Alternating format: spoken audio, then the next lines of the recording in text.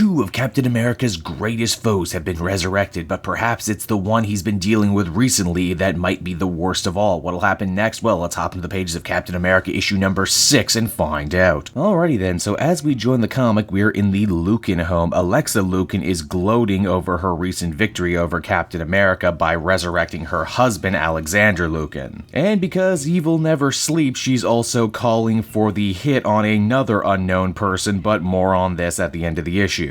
Now, as I mentioned in the previous video, Alexander Lukin was one of the big bad guys from Ed Brubaker's landmark Captain America run, and when he got resurrected, he brought along a little stowaway. The Red Skull is still very much living inside Alexander's head, and his poor wife has no idea she's being played like a fiddle right now as she plays other people like fiddles. Now, it's in this issue we actually learn a fair amount about Alexa and what exactly makes her tick. We flash back in time and see that after her husband was originally killed, she had sought out Russian master of magic and all-around creepy beardo Rasputin to help with the resurrection process. Alexa had studied the dark arts under Rasputin in hopes of divorcing her husband from the Red Skull back when he was alive. Cause, you know, having the horrifying melty-faced leader of a Nazi death cult living inside the man you love, that's gonna lead to some really awkward three-ways. Now, speaking of love, and strangely enough we were, that seems to be Alexa's major motivation here. She wants to bring Alexander back, A, because she loves him dearly, proving that this villain has a heart, but moreover than that, she loves what he means to Russia as a whole. He was a man who history should have remembered, who could have turned the motherland into a workers' paradise, who could have driven out all the American superhero influence. But alas, her husband died, shot dead by Sharon Carter, and Russia's leadership fell apart, dissolving under their own corruption. Which is why Alexa wants to build something new, something stronger, something the world has never seen before. She tries to recruit Rasputin into this, but surprisingly, he shoots her down, saying that this path will only lead to death and destruction. And I mean, the mad monk here should know, read up sometime on how actually he was murdered. He does, however, dark magic refer her to Selene, a former member of the Hellfire Club and someone with more than enough magic muscle to resurrect Alexander. All she needed was a little blood from the person who killed him in the first place. Alexa's villainous cabal also scored major points during the Secret Empire by expelling Hydra forces from Red Square, and doing so making them something of local heroes. Now, what exactly is her plan to deal with Captain America, the last roadblock in completing her evil plan? Well, shockingly, she doesn't want to kill him. She says, hey, technically the Lukins killed Captain America once before, and they did. Death, as they oh so correctly opine in this issue, is really more of a temporary state in the comic universe. Now, to truly bring down Captain America, they need to ruin him. They need to kill the dream, and more or less finish the character assassination that the Secret Empire event already started by turning the American people against Steve once and for all. And what better time to act than now, the Lukins think to themselves. Americans are more distrustworthy of each other than forever. They don't believe the truth when it's right in front of them. They let their bureaucrats poison them, what they eat, what they drink. They fear their own police and keepers of law, and why shouldn't they? They execute people on video every day. And because of that, Alexander and Alexa seek to go about framing Captain America for the murder of General Ross. Now, whether or not he's really dead is up in the air, especially as it seemed like Ross was working with Alexa, but who knows? All we know for certain, though, is as the comic winds down, the President of the United States gets in touch with former head of S.H.I.E.L.D., Nick Fury, to go and apprehend Captain America. And so that was Captain America issue number 6, everybody, and overall I enjoyed it. I thought it gave a lot of very much needed backstory to Alexa Lukin, who is really our big bad in this situation. They managed to make her truly terrifying while also being just sympathetic enough that she doesn't come off as some sort of mustache-twirling cartoon. I'm sure I can already hear people complain that this issue was too slow, too talky, and didn't actually feature Captain America enough, but that wasn't really a problem for me. This series under Ta-Nehisi Coates has been something of a slow burn from the beginning, but I think I'm finally starting to realize what he's going for here. It's a dry, slow burn political thriller like something Sorkin would have written. And yeah, I mean, I can deal with Captain America by way of the West Wing. Overall, I'd give this a 7.5 out of 10. I dug it.